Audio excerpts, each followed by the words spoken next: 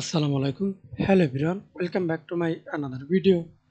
In this video, how to change grid line color in Excel. Okay,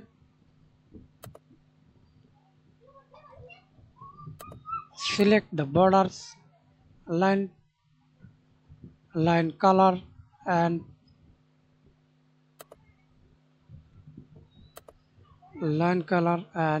add your line color. I example select color red.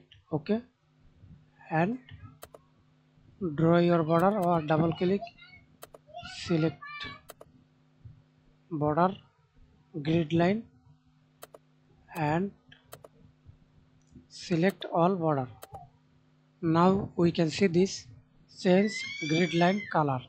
Thanks for watching video. Please subscribe to my channel, like, comment, share.